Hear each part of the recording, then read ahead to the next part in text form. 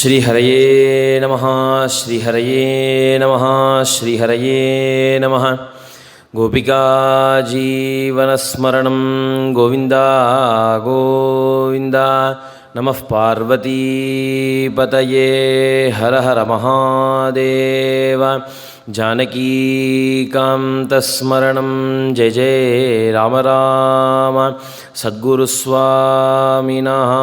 जय। जगद्गुरुशङ्कराचार्यस्वामिनः जय। रामकृष्ण परमहंसमूर्ति की जय। बोल पुण्डलीकवरदा हरि विठ्ठला जय। वीराञ्जनेय स्वामिनः जय। शुक्लाम्बरधरं विष्णुं शशिवर्णं चतुर्भुजं प्रसन्नवदनं ध्यायेत् सर्वविघ्नोपशान्तये। वागीशाद्या सुमनसः सर्वार्थानामुपक्रमे यन्नत्वा कृतकृत्या स्युः तन्नमामि गजाननं। दोर्भिर्युक्ता चतुर्भिस्फटिकमणिमयी मक्षमालां दधाना हस्ते नैकेन पद्मं सितमपि च शुकं पुस्तकं चापरेण। भासा कुन्देन्दुशङ्खस्फटिकमणिनिभा भासमाना समाना सा मे वाग्देवतेयं निवसतु वदने सर्वदा सुप्रसन्ना। कूजन्तं राम रामेति मधुरं मधुराक्षरम् आरुह्य कविताशाखां वन्दे वाल्मीकिकोकिलं। वाल्मीकेर्मुनिसिंहस्य कवितावनचारिणः शृण्वन् रामकथानादं को न याति पराङ्गतिम्। यः पिबन् सततं रामचरितामृतसागरं न तृप्तस्तं मुनिं वन्दे प्राचेतसमकल्मषम्। गोष्पदीकृतवाराशिं मशकीकृतराक्षसं रामायणमहामालारत्नं वन्दे नीलात्मजम्। अञ्जनानन्दनं वीरं जानकीशोकनाशनं कपीशं नक्षहन्तारं वन्दे लङ्काभयङ्करम्। उल्लङ्घ्य सिन्धो सलिलं सलीलं यशोकवह्निं जनकात्मजायाः आदाय तेनैव ददाह लङ्कां नमामि तं प्राञ्जलिराञ्जनेयम्। आञ्जनेयमतिपाटलाननं काञ्चनाद्रिकमनीयविग्रहं पारिजाततरुमूलवासिनं भावयामि पवमाननन्दनं। यत्र यत्र रघुनाथकीर्तनं तत्र तत्र कृतमस्तकाञ्जलिं बाष्पवारि परिपूर्णलोचनं मारुतिं नमत राक्षसान्तकम्। मनोजवं मारुततुल्यवेगं जितेन्द्रियं बुद्धिमतां वरिष्ठं वातात्मजं वानरयूथमुख्यं श्रीरामदूतं शिरसा नमामि। यः कर्णाञ्जलिसम्पुटैरहरः सम्यक् पिबत्यादरात् वाल्मीकेर्वदनारविन्दगलितं रामायणाख्यं मधु। जन्मव्याधिजराविपत्तिमरणैरत्यन्तसोपद्रवं संसारं सविहाय गच्छति पुमान् विष्णोः पदं शाश्वतम्।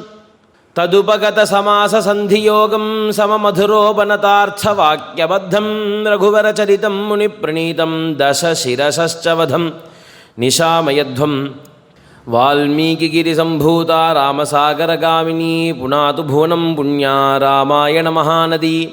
श्लोकसारसमाकीर्णं सर्गकल्लोलसङ्कुलं काण्डग्राहमहामीनं वन्दे रामायणार्णवम्। वेदवेद्ये परे पुंसि जाते दशरथात्मजे वेदः प्राचेतसादासीत् साक्षाद् रामायणात्मना। वैदेही सहितं सुरद्रुमतले हैमे महामण्डपे मध्ये पुष्पकमासने मणिमये वीरासने सुस्थितम्। अग्रे वाचयति प्रभञ्जनसुते तत्त्वं मुनिभ्यः परं व्याख्यान्तं भरतादिभिः परिवृतं रामं भजे श्यामलम्। वामे भूमिसुता पुरश्च हनुमान् पश्चात् सुमित्रासुतः शत्रुघ्नो भरतश्च पार्श्वतयोर्वाय्वादिकोणेषु च सुग्रीवश्च विभीषणश्च युवराट् तारासुतो जाम्बवान् मध्ये नीलसरोजकोमलरुचिं रामं भजे श्यामलम्। नमोऽस्तु रामाय सलक्ष्मणाय देव्यै च तस्यै जनकात्मजायै। नमोऽस्तु रुद्रेन्द्रयमानिलेभ्यो नमोऽस्तु चन्द्रार्कमरुद्गणेभ्यः। श्रीसीतारामाभ्यां नमः। जानकी जीवनस्मरणं जय जय राम राम। சீதாபதியான ராமச்சந்திர பிரபுனுடைய சரித்திரத்தை பல பேர் வாயிலாக பல நேரத்தில் சின்ன வயசுலேருந்து ஆரம்பித்து இது வரையந்தம் கேட்டிருப்போம். அப்படி இருந்த போதிலும் மறுபடியும் கேட்க வேண்டிய அவசியம் என்ன இருக்குது? ராமாயணம் அப்படின்னு சொன்னால் எல்லாருக்கும் தெரியும். தசரதர்னு ஒருத்தர் இருந்தார், அவருக்கு 3 மனைவி இருந்தார். அதில் மூத்த மனைவியான கௌசல்யக்கு ராமர் பிறந்தார். அவருக்கு 3 தம்பி, மொத்தம் 4 பேர். சீதா பிராட்டி இருந்தா, அவர் கல்யாணம் பண்ணிண்டா, வனவாசம் போனால், சீதை ராவணன் தூக்கிட்டு போனால், ராவண வதம் பண்ணால், ராமனுக்கு பட்டாபிஷேகம் ஆச்சு. இது வரையும் எல்லாருக்கும் கதை எப்போதுமே தெரியுமே, சின்ன வயசுலேருந்தே சொல்லியிருக்காளே. மறுபடியும் கேட்க வேண்டிய அவசியம் எதுக்கு அப்படின்னு சொன்னாக்க, நேத்திக்கு பார்த்தோம் இல்லையா, இளங்கோவடிகள் ராமாயணத்தை பற்றி பேசியிருக்கார் அப்படின்னுட்டு அந்த பாட்டில் அவர் சொல்கிறார், மூவுலகும் ஈரடியால் முறை நிரம்பா வகை முடிய தாவிய சேவடி சேப்பத் தம்பியொடுங் கானகம் போந்து சோவரனும் போர்மடிய தொல்லிலங்கை கட்டழித்த சேவகன் சீர் கேளாத செவியென்ன செவியே. வா, மூலகும் முறையில்லாமல் அளந்து தானே அந்த வாமனமூர்த்தி மகாபலியை ஏமாத்திட்டு 3 அடியாக அளந்துட்டேன்னு சொல்லி அந்த மகாபலியை காலால் பாதாள லோகத்தை அழுத்தினான் இல்லையா? அந்த ஒரு கர்மாவினுடைய ஒரு பலனாக இப்போது அவதாரமாக பண்ணியிருக்கக்கூடிய ராமபிரான் சீதையோடும் லக்ஷ்மணனோடும் தம்பியோடும் கான் போந்து, தம்பியோட கூட ராமன் மட்டும்தான் வனவாசம் போகணும்னு கைகேயினுடைய வரம். ஆனால் ராமர் கிளம்புறார் அப்படின்னு உடனே சீதாதேவி கிளம்புறேன்னுட்டா, கௌசல்ய கிளம்புறேன்னு சொன்னார், லக்ஷ்மணசுவாமி கிளம்புறேன்னு சொன்னார். முதல்ல சொன்னது கௌசல்யாதேவி. கௌசல்யாதேவிக்கு ராமர் உபதேசம் பண்ணுறார் தன்னுடைய அம்மாவுக்கு, இல்லை நீ வரக்கூடாது, தப்பு. ஏன் வரக்கூடாது? அப்பா இங்கே இருக்கார், அப்பா இங்கே இருக்கும்போது நீங்கள் வரக்கூடாது. கஷ்டத்திலையும் தர்ம சிந்தனை இருக்கணும் அப்படின்னு சொன்னால் ராமாயணம் படிக்கத்தான் நமக்கு வரும். சின்ன வயசுலேருந்து தப்பே பண்ணாத ஒரு பிள்ளை இருக்குது, பொத்தி வளர்த்த பிள்ளை. ராத்திரி நேரம் இந்த பிள்ளைய பார்த்ததே இல்லை. இருட்டுன்னு ஒரு தேவதை இருக்குமே, அந்த இருட்டு இந்த குழந்தைய பார்த்ததே இல்லையா. முதல்ல விஸ்வாமித்திரர் வெளில அழைச்சின்னு வந்து ராத்திரி சரையு தீரத்தில் கீழே படுக்க வச்சதுக்கப்புறம் தான் இருட்டு தேவி ராமரை பார்க்குறாளாம். அத்தனை வருஷம் தவம் இருந்திருக்கா ராமரை பார்க்க. அப்படி வளர்த்த ஒரு பிள்ளைய, நல்ல பிள்ளைய காட்டுக்கு போன்னு பட்டாபிஷேகத்தை இன்னைக்கு நாள் ராத்திரி சொல்லி காலமே எழுந்துட்டோடனே காட்டுக்கு போகிறான்னு தெரிஞ்சால் எப்படி இருக்கும்? அந்த துக்கத்தில் நான் உன் கூட வந்துடுறேன்னு சொல்லும்போது என்ன ஒரு விரக்தி இருக்கும் ஒரு தாயாருக்கு. அப்போ சொல்லும்போது சொல்கிறா, அக்னியையும் எடுத்துட்டு நான் உன் கூட வரேன். நித்தியபடி செய்ய வேண்டிய கடமை இருக்கு இல்லையா? அக்னிஹோத்ராதி யாகங்கள்லாம் பண்ணிட்டு இருக்காரு இல்லையா தசரத மகாராஜா? அப்பேற்பட்டதான அந்த அக்னியையும் எடுத்துன்னு நான் உன் கூட வந்துடுறேன். அப்போ கூட கடமையை விடுறதுக்கு தயாராக இல்லை. தான் நித்தியபடி செய்ய வேண்டிய கடமை, தான் லோகத்துக்கு செய்ய வேண்டிய கடமை, அதை என்றைக்கும் விடக்கூடாது. அப்படி கௌசல்யா அம்மா கிளம்புறேன்னு சொல்லும்போது ஒரு தர்மம் சொல்லி நிறுத்தினார் ராமர். சீதை கிட்ட வந்தார். சீதாதேவி வரேன்னு சொன்னால் வராதேன்னு சொன்னார். ஏன் சொல்கிறேன்னார். இல்லை அங்கே காடு ரொம்ப கஷ்டமாக இருக்கும், துக்கதரமாக இருக்கும். புலி இருக்கும், சிங்கம் இருக்கும், முள்ளு செடியாக இருக்கும், கால் குத்தும், கல் குத்தும், எல்லாம் சிரமமாக இருக்கும். அதனுடைய வாசமே வித்தியாசமானது, அது உனக்கு தெரியாது. நான் விஸ்வாமித்திரோடு ஏற்கனவே போயிருக்கேன், எனக்கு பழக்கம் இருக்குது, அதனால் அது சிரமம், நீ வராதேன்னார். சித்த நாள் முன்னாடி உங்கள் அம்மா வரேன்னு சொன்னபோது ஏதோ உபதேசம் பண்ண மாதிரி எனக்கு காதில் விழுந்ததேன்னா தேவி. அதுக்கு மேலே பேசலை ராமர். சரி, ஓகே, கிளம்பியாச்சு. லக்ஷ்மண சுவாமியும் கூட கிளம்புறார். சுமித்ரா தேவிக்கு நமஸ்காரம் பண்ணும்போது சீதையும் ராமரும் நமஸ்காரம் பண்ணும்போது குறுக்க பூந்துன்னு நமஸ்காரம் பண்ணுறார். எப்படி ஒரு அம்மாவுக்கும் அப்பாவுக்கும் நடுப்புற ஒரு குழந்தை வந்து நமஸ்காரம் பண்ணுமோ அப்படி நமஸ்காரம் பண்ணுறார். ஏன்னா தன்னுடைய அம்மா தன்னை போகாதேன்னு சொல்லிவிடுவாளோன்னு பயந்துண்டு நமஸ்காரம் பண்ணிவிட்டு கிளம்புறார். அப்போது சுமித்ரா அம்மா லக்ஷ்மணரை கூப்பிட்டு ஒரு விஷயம் சொல்கிறா. சிருஷ்டஸ்துவம் வனவாசாய, நான் உன்னை பெற்றதுனுடைய பலனே ராமன் வனவாசம் போகும்போது கூட போகிறதுக்கு தான் போயிட்டு வான், சந்தேகப்படாமல் நானே உனக்கு அனுமதி தரேன், போயிட்டு வான்னா. அப்போது 3 பேரும் கிளம்புறா. சேவடி சேப்பன்னர், அப்படியே சேவந்து போகிறது காலு. என்னன்னா பகவானுக்கு அபச்சாரப்பட்டோம்னு சொன்னால் நம்மளை மட்டும்தான் பாதிக்கும்.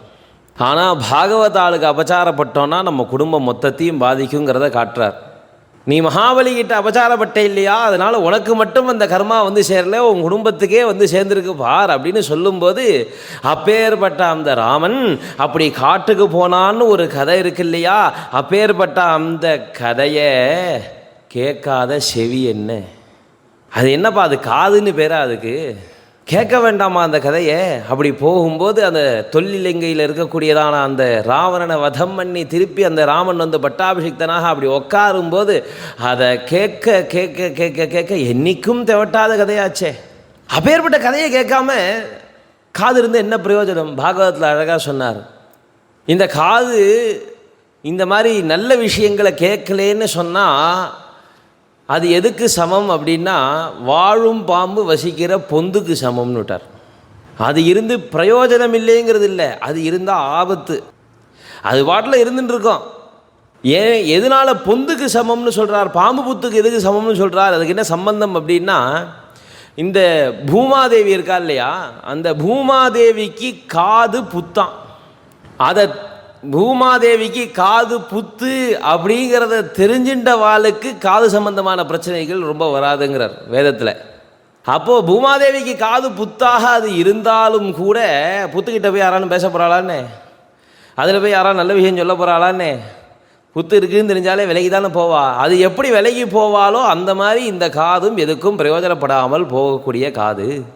அப்போது எதுக்கு கேட்கணும் அப்படின்னா, காதுன்னு ஒன்று இருந்தால் ராமர் கதை கேட்கணும், வாயின்னு ஒன்று இருந்தால் ராமநாமன் சொல்லணும், இந்த நம்மளுடைய சரீரம்னு ஒன்று இருந்தால் ராமருடைய கோவிலை வலம் வந்து ராமருக்கு புஷ்பம் பறித்து கொடுத்து ராமருக்கு பூஜை பண்ணி எல்லா விதமான நம்மளுடைய அங்கங்களும் பகவத் அர்ப்பணமாக என்னைக்கு ஆறுதோ அன்னைக்கு தான் இது சரீரம் அப்படின்னு பேர்.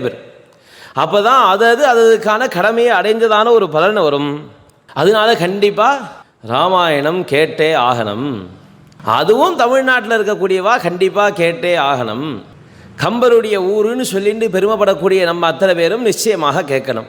அப்போ கம்பன் என்ன பண்ணார்? நேற்றுக்கு என்ன பார்த்தோம்னா, கரும்பு சாரா இருந்ததை பாகா மாற்றினார் ஒருத்தர், பாகா இருந்ததை வெள்ளைக்கட்டியாக மாற்றினார் ஒருத்தர், வெள்ளைக்கட்டியாக இருந்ததை வெள்ளை சர்க்கரையாக மாற்றினார் ஒருத்தர். கம்பர் அதை வந்து ஒரு பதார்த்தமாக பண்ணி நம்ம கையில் கொடுத்தார். அப்பேற்பட்ட அந்த விஷயத்தை நம்ம எல்லாரும் உண்டு சந்தோஷப்படுவோம். அது நிச்சயமாக நல்லதை கொடுக்கும். அதுக்கு சாட்சி நம்ம ஆஞ்சநேய சுவாமி அப்படின்னு நேற்றுக்கு பார்த்தோம். எல்லா விதத்தையும் சாதிக்கக்கூடியதான சக்தி, புத்தியே அவருக்குள்ள சக்தியே சொன்னாத்தான் தெரியுன்ற அளவுக்கு தான் புத்தி இருக்கக்கூடிய ஒருத்தன்.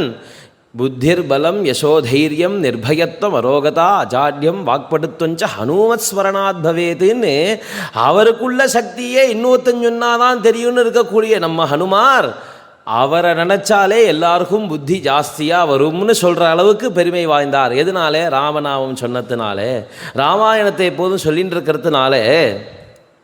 சரி, நாங்கள் ராமாயணத்தை கூட ஓரளவு ஒத்துக்கிறோம். ஆனால் சிவனி ராமனையும் ஒத்துக்க மாட்டோம் சேர்ந்தா மாதிரி. எங்களுக்கு வந்து சிவன் தனி, ராமர் தனி. அவர் வந்து ராமர் இல்லை, இராமன். சில பேருக்கு அப்படி ஒரு யோஜனை, பாவம். தமிழ் இலக்கியம் இலக்கணம் அப்படின்னு சொல்லிவிட்டு ராமரை வந்து ஒரு கதாநாயகனாக மட்டுமே பார்த்துன்னு போகக்கூடியவா, அவரை சுவாமின்னு ஒத்துக்காமல் இருக்கக்கூடியவா. அப்படியே இருந்தாலும் என்னுடைய முப்பாட்டன் பரமேஸ்வரன் அவர் தான் எனக்கு சொந்தம், மீதி யாரும் தெய்வங்கள்லாம் எனக்கு சொந்தம் கிடையாது, அதெல்லாம் ஏதோ ஊரில் இருக்கக்கூடிய சுவாமி அப்படின்னு சொல்கிறா.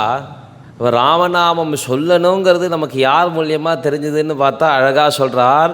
சம்பு அண்ணாள் தன் உமை செவிசாற்று பூங்கொம்பு ஆனால் தன் கொழுனன் இராமப்பேர் பம்ப நாள் தழைக்கும் கதை பாச்செய்த கம்பநாடன் கழல் தலையில் கொள்வாம்.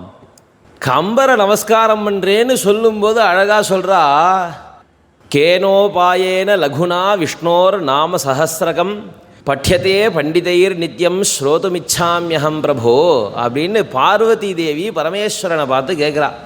அப்பா விஷ்ணுதஸ்நாமம்னு எல்லாரும் சொல்கிறாளே, பார்வதி தேவிக்கு டைம் இல்லையான்னு? அப்படிலாம் இல்லை, நிறையா இருக்குது. நம்மளை மாதிரி இருக்கிற ஆளுக்காக கேட்டு வச்சுருக்கா. டைம் இருந்த போதிலும் அதுக்கு டைம் ஒதுக்காமல் டைம் இல்லைன்னு சொல்கிறேன். நம்மளை போல் இருக்கிற ஆளுக்காக ரொம்ப சுலபமாக இருக்கணும். விஷ்ணு சஹஸ்ரநாமமே சுலபம். மேக்ஸிமம் போச்சுன்னா மிஞ்சி எழுத்தி விட்டு படித்தா கூட அரை மணியில் முடிஞ்சு போயிடும். அப்படி இருக்கக்கூடிய ஒரு சுலபமான ஒரு கிரந்தம், அதையுமே எப்படி சுலபமாக படிக்கிறது? லகுனா கேனோபாயேன. அது அழகாக கேள்வி கேட்குற விதம் பார்வதி தேவிக்கு பேச்சு திறமை ரொம்ப ஜாஸ்தி. ஏன்னா வாகர்த்தாவிவ சம்பிருக்தௌ வாகர்த்த பிரதிபத்தையே ஜெகத பிதரவு வந்தே பார்வதி பரமேஸ்வரம்னார் காளிதாசர். 2 பேரும் இணை பிரியாமல் இருக்கா எப்போதும் சொல்லும்போது எப்படா பிரியாமல் இருக்கான்னு சொன்னால் ஒரு சொல்லும் பொருளும் எப்படி பிரியாமல் இருக்குமோ அந்த மாதிரி இருக்குன்னார். அப்போ எப்பேற்பட்ட ஒரு வாக்சாத்துரியம் இருக்கும் பார்வதி தேவிக்குன்னு பார்க்கணும். கேட்கும்போதே அழகாக கேட்குறா, இதை சுலபமாக சொல்லணும், அதுக்கு என்ன வழி அப்படின்னு கேட்கல. சுலபமாக சொல்கிறதுக்கு பண்டிதர்கள்லாம் என்ன வழியை கடைபிடிக்கிறான்னு கேட்டால். அப்போ என்ன ஆச்சுன்னு அர்த்தம்னா, எனக்கு சோம்பேறித்தனம் இருக்குன்னு சொல்ல முடியாது. பண்டிதாலாம் அதுக்கு ஒரு வழி வச்சுருப்பாளே, அது என்னன்னு தெரிஞ்சுக்க ஆசைப்பட்றேன்னா அதுக்கு பரமேஸ்வரன் பதில் சொல்கிறார், ஸ்ரீராம ராம ராமேதி ரமே ராமே மனோரமே சஹசிரநாமதஸ்துல்யம் ராமநாம வரானனே. ஹே உமையே, ராம ராம ராமான்னு சொன்னாலே போதுமானதுமா. ராமநாமம் சஹசிரநாமத்துக்கு சமம். சஹசிரநாமதா துல்லியம் சஹசிரநாமதஸ்துல்யம் ராமநாம வரானனே. அப்பேற்பட்ட ராமநாமா சொன்னால் போரும்மா, 1000 நாமாவும் சொன்ன பலன் கிடைக்கும் அப்படின்னு சொன்னாலாம். அதை இவர் சொல்கிறார், சம்பு அன்னாள் தன் உமை செவிசாற்று. அப்பேற்பட்ட சம்புவானவர் தன்னுடைய உமையாக இருக்கக்கூடியதான தன்னுடைய ஆத்துக்காரி தேவிக்கு அன்னைக்கு ஒரு நாள் வாய் விட்டு சொன்னார். என்ன சொன்னார் தெரியுமா? தன் கொழுனன் இராம பேர் பம்ப. அப்பேற்பட்ட ராமநாமாவை பார்வதி தேவிக்கு உபதேசம் பண்ணார். அந்த ராமநாமாவை சொல்லுன்னு அப்பேற்பட்ட பெயரை உடைய ஒரு ஹீரோ இருக்கார் இல்லையா, கதாநாயகன், அவருடைய கதையை நாள் தழைக்கும் கதை பாச்செய்த அப்பேற்பட்டவனுடைய கதையை அழகாக வடிவமைச்சு அதுக்கு மெருகு சேர்த்து முன்னாடி சொன்ன மாதிரி பாயசம் பண்ணி கொடுக்குற மாதிரி அதை ஒரு பாவாக வடிவமைச்சு ஒரு பாடலாக தந்த கம்பநாடன் கழல் தலையில் கொள்வாம். அப்பேற்பட்ட கம்பரை நம்ம நமஸ்காரம் பண்ணுறோம். அவருடைய பாதகமனங்கள் எப்போதும் நம்ம சிரஸில் இருக்கட்டும்னு காப்பு பண்ணுறா. அப்போ என்ன ஆகி போச்சு, இவா இராமன் ஒரு பக்கம் சொல்லட்டும், அந்த இராமன் இவாளுக்கு எப்படி தெரிஞ்சார்னு பார்த்தா பரமேஸ்வரன் மூலியமாக தான் தெரிஞ்சிருக்கார். பரமேஸ்வரனை மட்டும்தான் நான் ஒத்துவேன் என்னுடைய முப்பாட்டன்னு சொல்லி நான் ராமரை ஒத்துக்க மாட்டேன்னு சொன்னால் அதுக்கும் வழி இல்லை. பரமேஸ்வரன் தான் ராமநாமம் சொல்லின்னு இருக்கார். எங்கேயுமே பேதம் அப்படிங்கிறது இருந்ததே இல்லை. தரிசனாத் அப்ரசதசி ஜனநாத் கமலாலயே காஷ்யாந்து மரணான் முக்தி ஸ்மரணாத் அருணாச்சலே அப்படின்னு சொல்லிவிட்டு 4 விஷயம் முக்தி கொடுக்கக்கூடியது. தரிசனாத் அப்ரசதசி, சிதம்பரத்துக்கு போயிட்டு ஒரு தடவை ஒத்த காலை தூக்கி நிற்கக்கூடிய அந்த சுவாமியை பார்த்துட்டோம்னு சொன்னால் அந்த பொன்னம்பலத்தில் முக்தி. ஜனநாத் கமலாலயே, திருவாரூர் தியாகராஜா சந்நிதியில் நம்ம பிறந்துட்டோன்னு சொன்னாக்க முக்தி.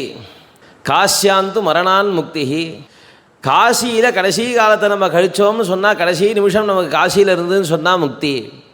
ஸ்மரணாத் அருணாச்சலே, அருணாச்சல க்ஷேத்திரத்தில் நின்றுண்டு அருணாச்சலனை நினச்சா முக்தி. அருணாச்சலனை நினச்சா முக்திங்கிறது ஒரு பக்கம், நினைத்தாலே முக்தி தரும் திருவண்ணாமலை. இதில் சில பேர் கொஞ்சம் தப்பாக மனசில் வாங்கிட்டுறோம். அருணாச்சலேஸ்வரர் நினச்சா முக்தின்னு கண்டிப்பாக முக்தி உண்டு, இல்லைன்னு சொல்லலை. ஆனால் இது க்ஷேத்திரத்தை பற்றி சொல்ல வந்த விஷயம். அதனால் திருவண்ணாமலையில் பகவானை நினச்சா முக்தி.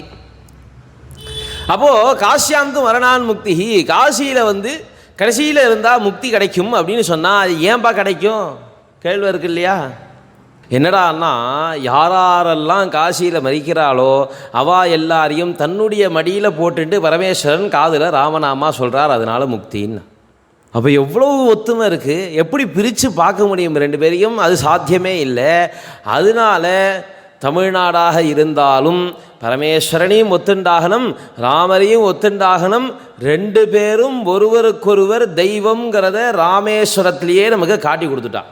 ராமர் பரமேஸ்வரனை பூஜை பண்ணாருங்கிறது ராமேஸ்வரத்தை தெரிஞ்சு போச்சு.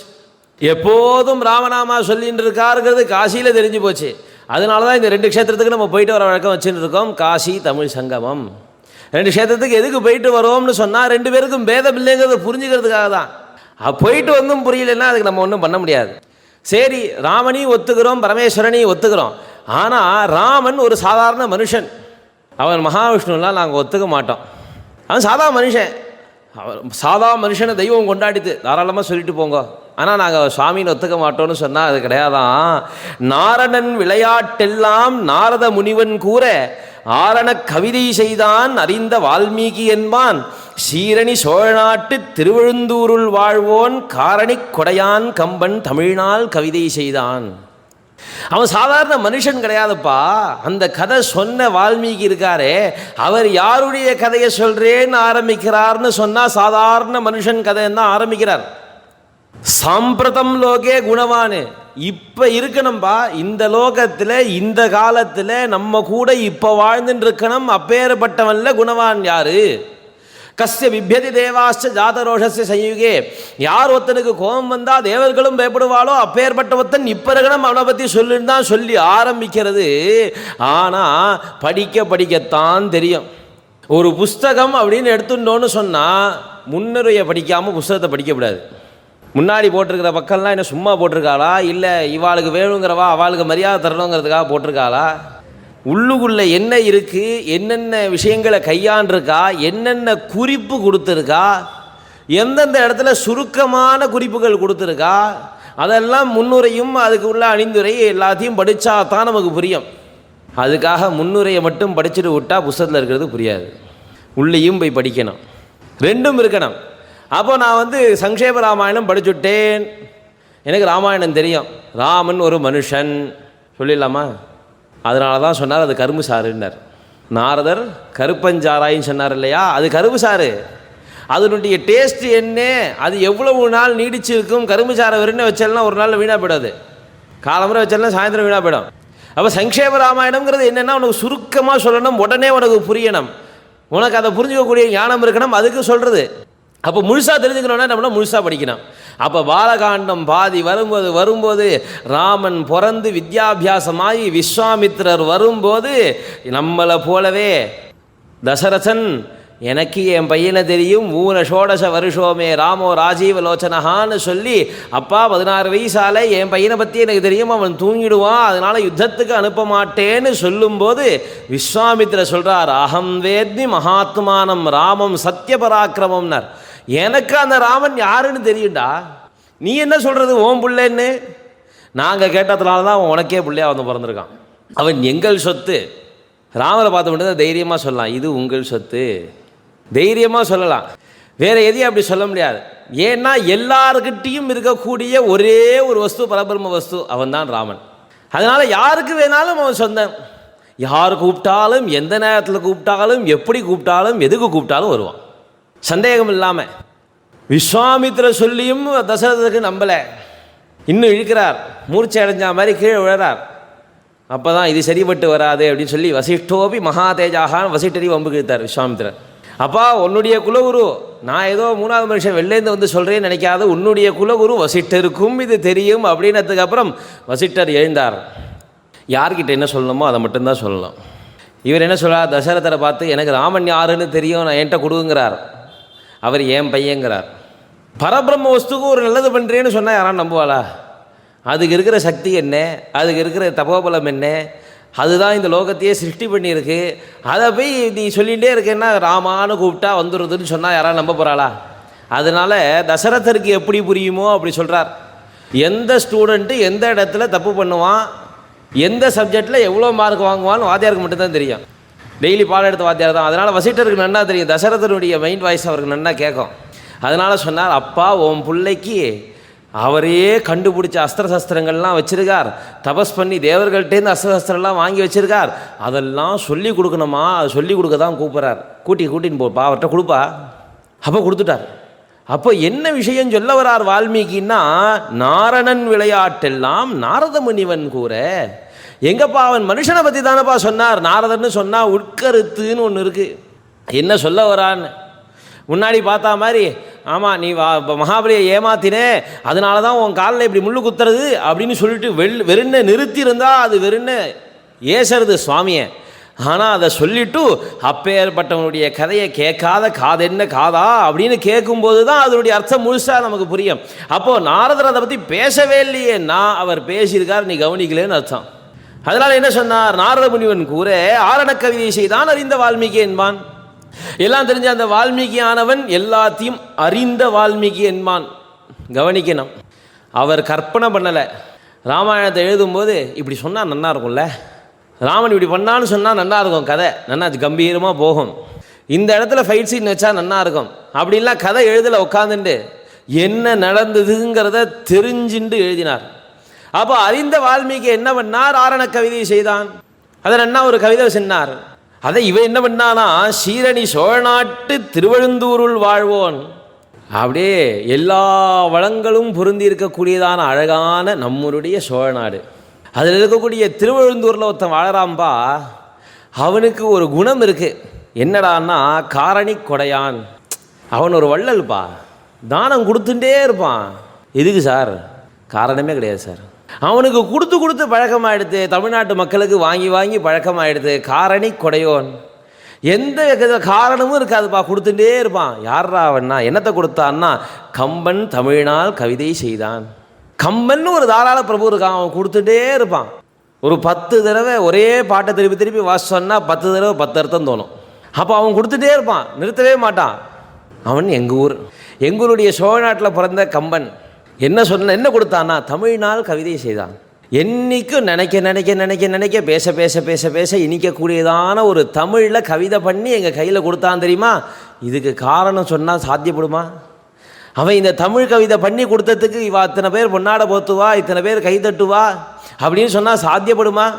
ஸ்ரீரங்கத்தை நம்மளுடைய அரங்கநாதன் சன்னதியில் இதை வாசிக்கிறார், கம்பர் மண்டபத்தில். அப்போ என்ன எதிர்பார்ப்பு இருக்கும்? ராமருடைய குலதெய்வத்தம் என்னுடைய ஊரில் இருக்குது. தமிழ்நாட்டில் பொதுவாக பூர்வீக ஊர்னு ஒன்று உண்டு. மேக்சிமம் பார்த்தோம் அப்படின்னு சொன்னால் அந்த பூர்வீக ஊரில் குலதெய்வம் இருக்கும் எல்லாருக்கும். ரொம்ப சிலது மாறி இருக்கும். வைத்தீஸ்வரன் கோவில், பழனி, திருப்பதி, இந்த மாதிரி ரொம்ப பிரபலமான கோவில்கள் உள்ள சில பேருக்கு வெளியூரில் குலதெய்வம் இருக்க வாய்ப்பு இருக்குது. மேக்சிமம் இந்த சிறு தெய்வங்களாக இருக்கக்கூடிய, சிறு தெய்வம்னா சிறு தெய்வம் இல்லை, கோவில் சின்னதாக இருக்குன்னு அர்த்தம். சிறு தெய்வம்னா தெய்வம் சிறுசாக இருக்குன்னு அர்த்தம் இல்லை, கோவில் சின்னதாக இருக்குது. மூர்த்தி சின்னதாக இருந்தாலும் கீர்த்தி பெருசு. அப்படி இருக்கக்கூடிய இந்த மாரியம்மன், காமாட்சி, சுடல் மாடன், ஐயனார் அப்படின்னு சொல்லிட்டு இருக்கக்கூடிய குலதெய்வங்கள்லாம் பார்த்தோன்னா அந்த ஊருக்காராலாவே இருப்பா, அந்த ஊர்லேயே அவளுக்கு குலதெய்வம் இருக்கும். அதே மாதிரி தான் ராமருக்கும் ஆற்றுல தான் இருந்தார் குலதெய்வம். அயோத்தி நகரத்தில் கௌசல்யாதேவி நித்தியப்படி பூஜை பண்ணியிருந்த மூர்த்தி ரங்கநாதர். ரங்கநாதர் கால் தேஞ்சு போச்சான். ஏன்டா தேஞ்சு போச்சுன்னா, ராமன் நன்னா இருக்கணும், கௌசல்யாதேவி அர்ச்சனை பண்ணி கால் தேஞ்சு போச்சான் ரங்கநாதனுக்கு. தடவி தடவி தடவி தடவி அப்படி பூஜை பண்ண மூர்த்தி. அதனால தான் சரணாகத வத்சலான்னு பாடும்போது சுவாமிக்கு பூஜையை கூப்பிடும்போது சொல்கிறா, அப்பா நான் உன்னை சின்ன பொட்டிக்குள்ளே போட்டு வைக்கிறேன், உனக்கு நீ விஸ்வரூபர் உள்ளவன், நீ எப்படி இந்த பொட்டிக்குள்ளே அடங்குவே, உனக்கு சிரமமாக இருக்காதா அப்படின்னு சொன்னால், கௌசல்யாதேவி கிட்ட கர்ப்பவாசம் பண்ண இல்லையா, அந்த மாதிரி நினச்சிக்கோப்பா. அவளுடைய கர்ப்பத்தில் இருக்கும்போது சுகமாக இருந்ததே உனக்கு, அந்த மாதிரி நினச்சிக்கோ. அப்போ ரங்கநாதனை பார்த்து நேராக பார்க்குறோம் நாம். அங்கே தான் இருந்தார் விபீஷண ஆழ்வானால் நமக்கு கிடைச்சார் இங்கே.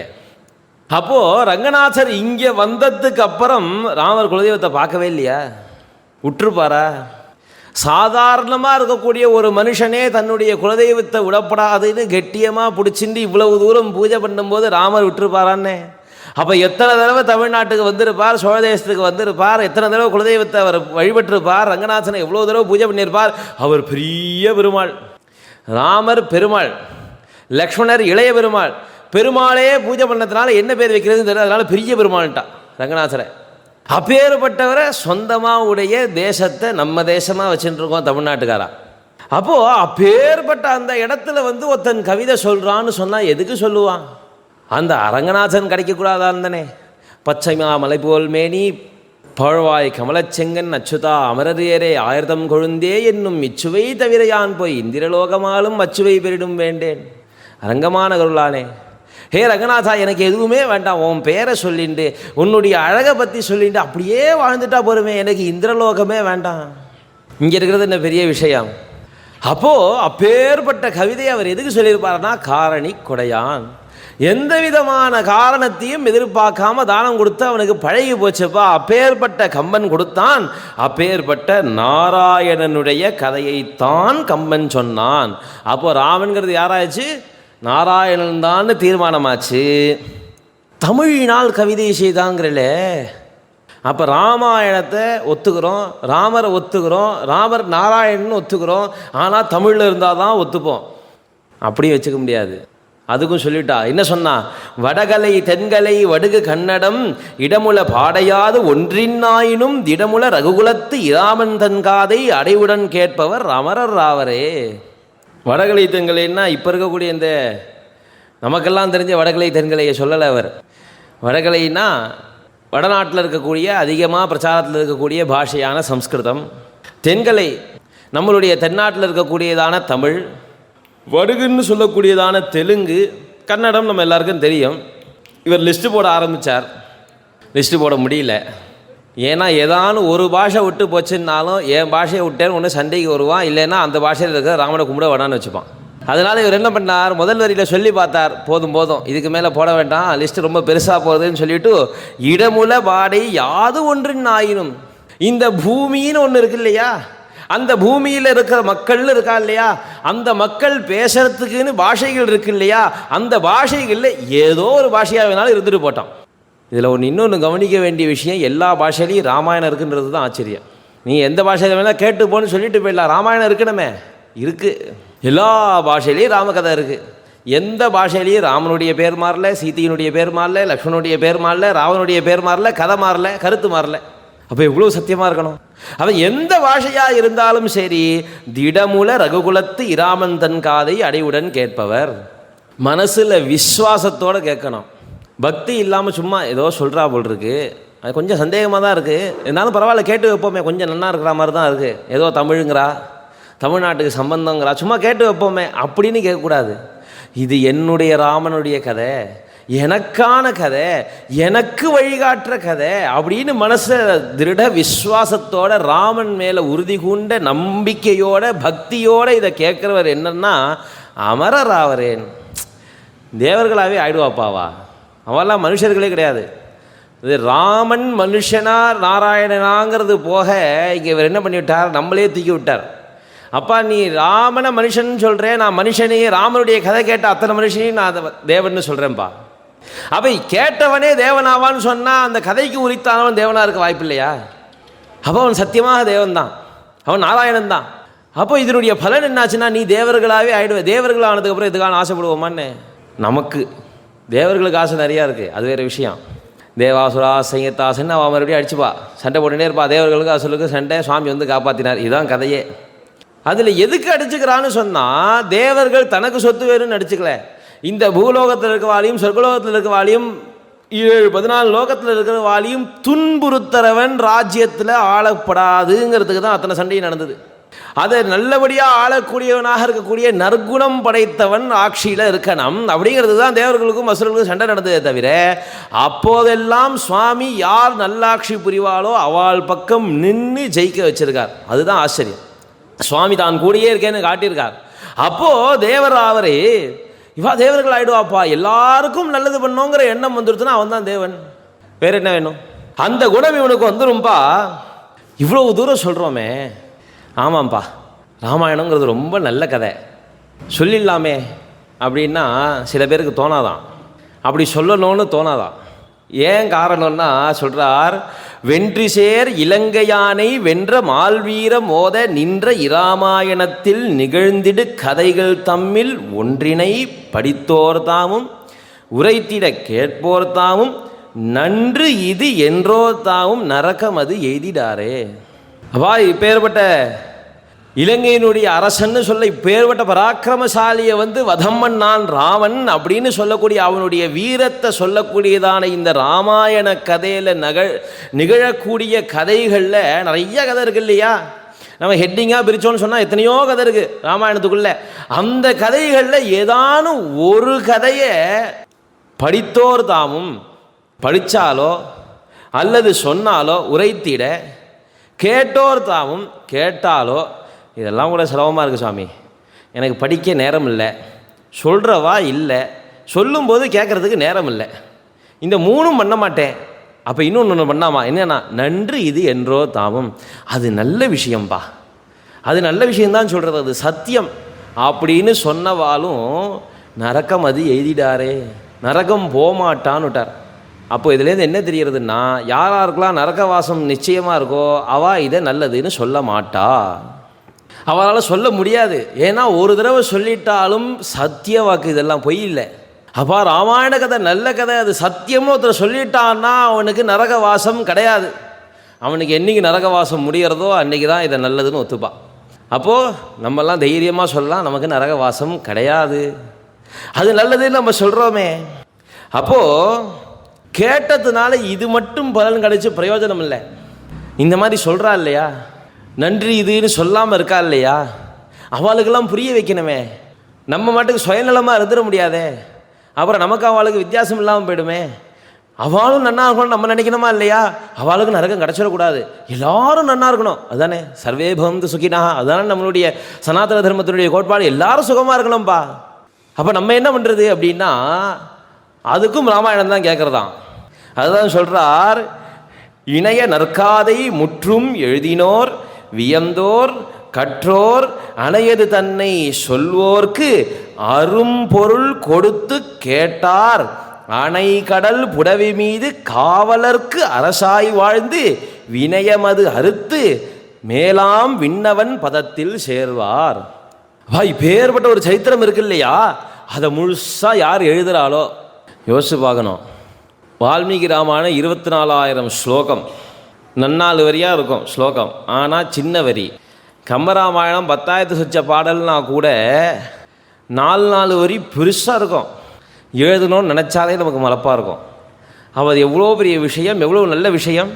அப்போ அதை எழுதினாலோ அவ்வளோ சிரமமாக இருக்குது, நினச்சாலே நமக்கு வியப்புறது இல்லையா. வியந்தாலோ இதுக்கெல்லாமா பலன்?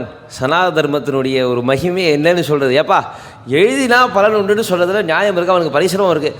அப்பா பேர்பட்ட விஷயம்னு வியந்தா நல்லதுன்னு கூட சொல்ல வேண்டாங்கிறார் இல்லையா. நல்லது இதுன்னு முன்னாடி சொல்லணும்னார், இப்போ அதுவும் கிடையாதுன்னார். அவன் ஏதோ சொல்கிறான் போல் இருக்கே, பெரிய விஷயமா இருக்குமோ அப்படின்னு அவன் வியக்கிறான் இல்லையா மனசால, அவனுக்கும் சொல்கிறார் பலன் உண்டுன்னு. அப்போ வியந்தோர் கற்றோர் பெரிய விஷயம். கம்பராமாயணம் கற்றுக்கணும். அவர் என்ன சொல்ல வராருங்கிறத ஏற்கனவே புரிஞ்சுண்டவா சொல்லி கேட்கணும், அப்போ தான் புரியும். அதில் உள்ள ரசானுபவம் அப்போ தான் கிடைக்கும். அப்போ கற்றோர் தனையது தன்னை சொல்வோர்க்கு, அதை கற்றுக்கிறவாளுக்கு சொல்லுவா இல்லையா, அப்போ கற்றுக் கொடுக்குறவா அல்லது சொல்லக்கூடியவா அரும்பொருள் கொடுத்து கேட்டார்.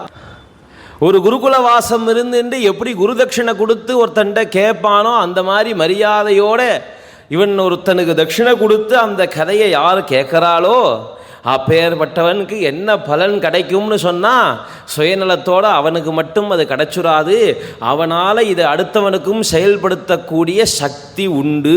எப்படி உண்டுன்னா, இந்த பக்கம் கடல் சூழ்ந்து இருக்கக்கூடியதான இந்த பூமியில் எத்தனை பேர் நாதா ராஜா நாதா ராஜா நாதா ராஜான்னு சொல்லிட்டு இருக்கானோ அத்தனை பேருக்கும் ராஜாவாக இருந்து எல்லாத்தையும் நல்லாட்சி பண்ணி அதை எல்லாத்தையும் சரி பண்ணி எல்லாருக்கும் இந்த ராமபக்தியை கொடுத்து கம்பராமாயணம் நல்லதுன்னு சொல்ல வச்சு எல்லாருக்கும் வழிகாட்டி இந்த நாட்டையே உய்வித்து கடைசியில் இவாளும் நல்ல கதி அடைவா. நம்ம கொஞ்சம் யோசனை பண்ணி பார்க்கணும். இப்போ இத்தனை நாள் என்ன சொல்லிட்டு இருக்கோம்னா, நமக்கு புரியறதுக்காக நம்ம பேசின்னு இருக்கோம். தமிழ்நாட்டுக்கும் ராமனுக்கும் சம்பந்தம் உண்டா, தமிழுக்கும் ராமனுக்கும் சம்பந்தம் உண்டா, தமிழ் மக்களுக்கும் ராமனுக்கும் சம்பந்தம் உண்டா, ராமன் சுவாமி தானா இல்லை ராமன் மனுஷன்தானா, இத்தனையும் பார்த்துட்டே வரோம். அது வடக்க உள்ள பாஷையில் மட்டும்தான் சொல்லணுமா, தெற்க உள்ள பாஷையில் மட்டும்தான் சொல்லணுமா அப்படின்னு வரிசையாக பார்த்துட்டே வரும்போது இத்தனைக்கும் தீர்வு என்ன அப்படின்னு சொன்னால், வழிகாற்றவன் நல்லவனாக வழிகாட்டினாள், கட்டுப்படுத்தக்கூடியவன் நல்லவனா கட்டுப்படுத்தினால், நல்ல வழியில் கட்டுப்படுத்தி மக்களை அழைச்சின்னு போனான்னு சொன்னால் இது அத்தனையும் சரியாயிடும். தெரியறதா இல்லையா? அதனால தான் இதை கடைசியாக சொன்னார் காப்பில் சொல்லும்போது, இதை யார் கேட்குறாளோ அவன் அரசருக்கெல்லாம் அரசனாகி நல்வழிப்படுத்துவான். கண்ணுக்கு நேரம் பார்த்துருக்கோம், நம்ம கவலைப்படாமல் இருக்கலாம்னு நினைக்கிறேன். 19ஆம் தேதி நிச்சயமாக பாக்கியம் பண்ணியிருக்கோம் நம்ம எல்லாரும்.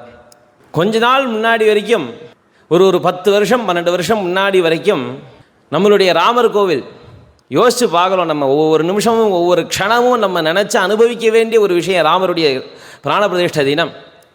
எத்தனையோ வருஷங்கள் அந்த ராமர் கோவிலுக்குன்னு எடுத்து வச்ச கல் காத்துன்னு இருந்திருக்கு. இது ராமர் கோவிலுக்குன்னு எடுத்து வச்ச கல், இது வேறு எதுக்கும் யூஸ் பண்ண முடியாதுன்னு சொல்லி தூண்கள் காத்துன்னு இருந்திருக்கு.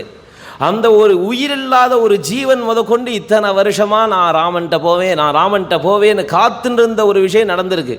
அதை கட்டக்கூடாதுன்னு சொல்லின்னு இருந்து அதுக்கு என்னென்ன உண்டோ அதெல்லாம் பண்ணின்னு இருந்த ஒரு விஷயத்தை, ஒரு கூட்டத்தை தோக்கடித்து தர்மத்தை ஸ்தாபிக்கக்கூடிய, அதை நடத்தி காட்டக்கூடிய ஒரு ராஜா நமக்கு கிடச்சிருக்கார். அதை நடத்தியும் காட்டிவிட்டார்.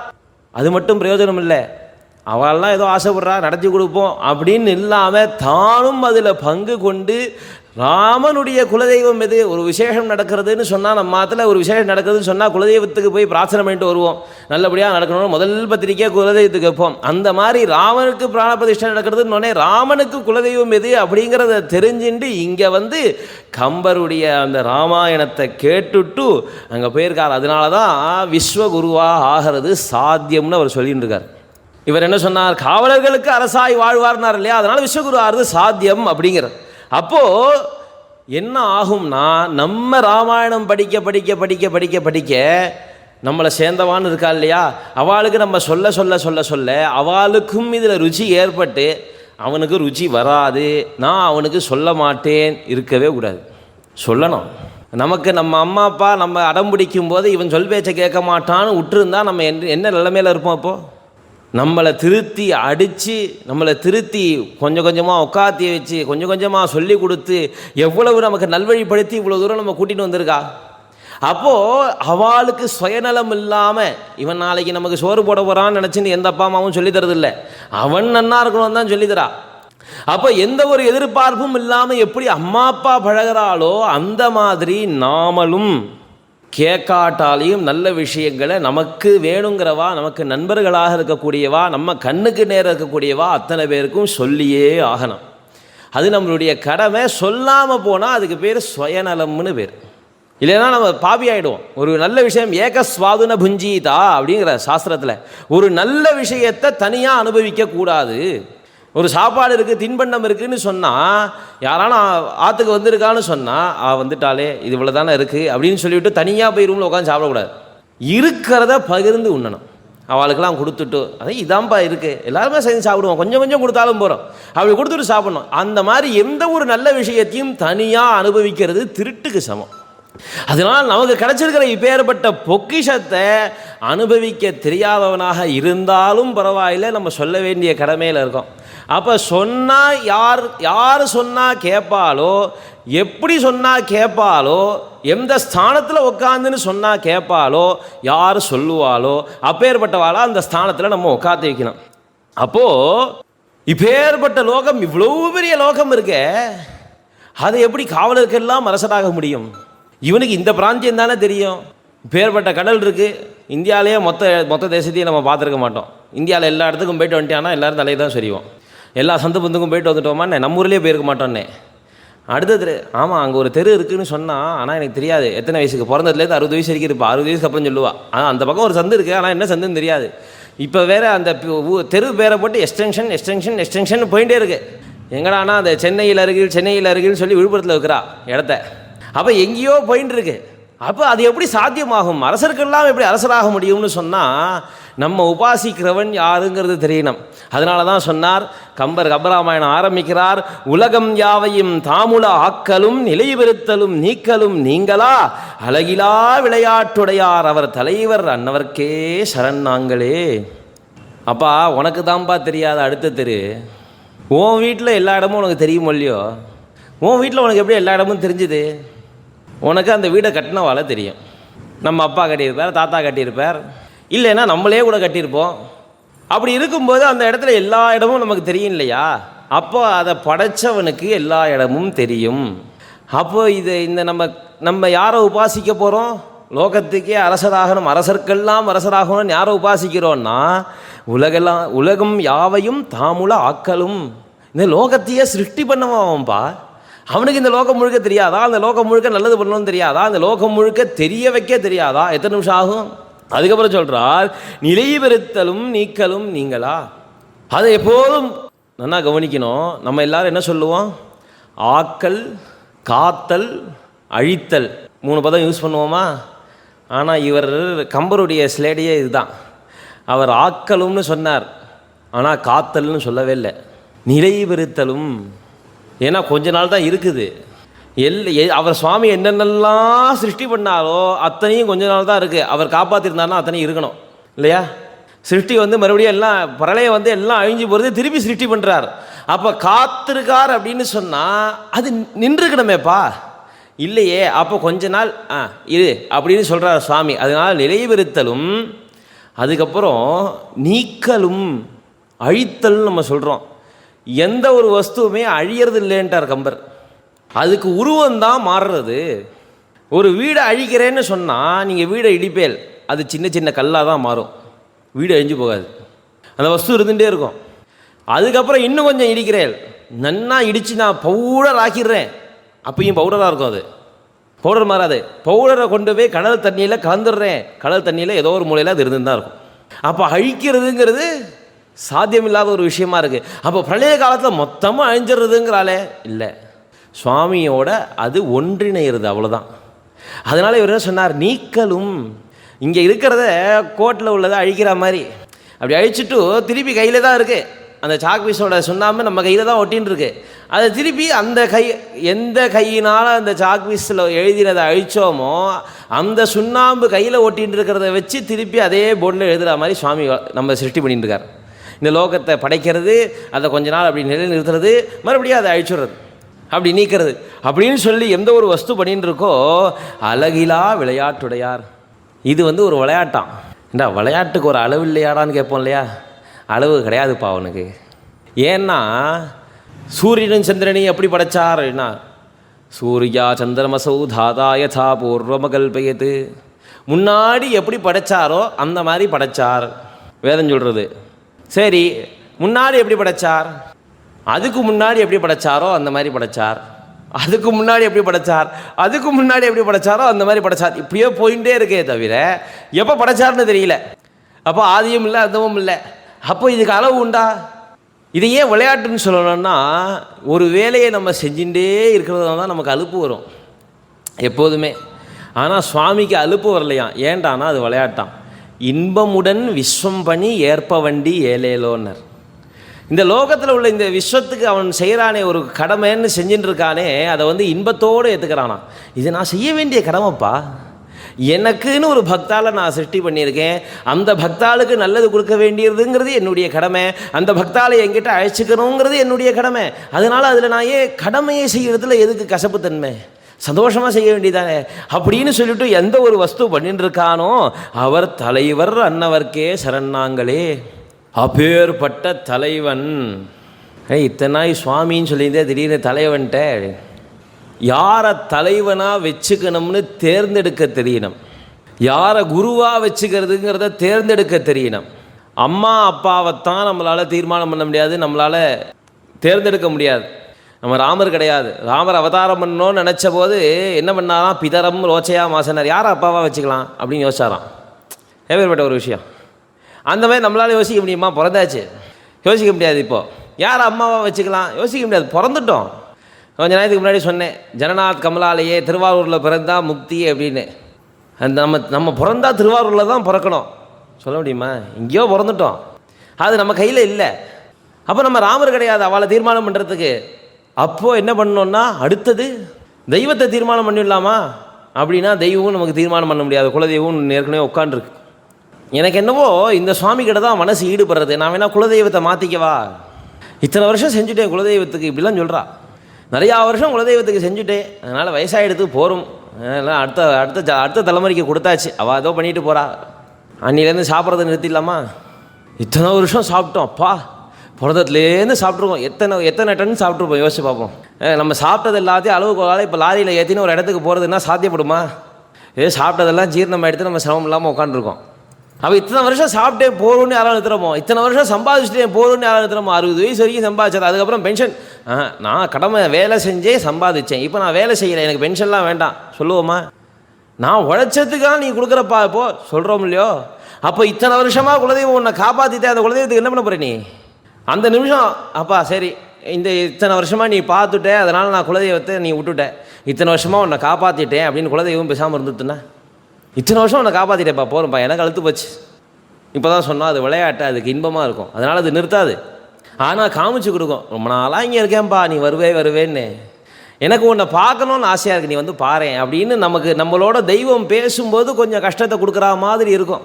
நீ குலதெய்வத்தை சரியாக கவனிக்கல, அதனால தான் உனக்கு கஷ்டம் வந்ததுன்னா தெய்வம் கஷ்டத்தை கொடுக்காது. எப்படி கஷ்டத்தை கொடுக்கும்? அது தன்னை சேர்ந்த குழந்தைன்னு நினைக்கிறது இல்லையா? குலதெய்வங்கிறது அவன் என்ன சேர்ந்தவன் நினச்சதுனால தான் குலதெய்வம் வருத்தப்படுறதுங்கிறா. நம்மளை ஒருத்தர் சீண்டலேன்னு சொன்னால் நம்ம வேணும்னு நினச்சாதான் நம்ம வருத்தப்படுவோம். ஏன் உறவுக்காரர்களுக்குள்ளே சண்டை வந்துகிட்டே இருக்குது? நம்ம வேணும்னு நினைக்கிறோம்.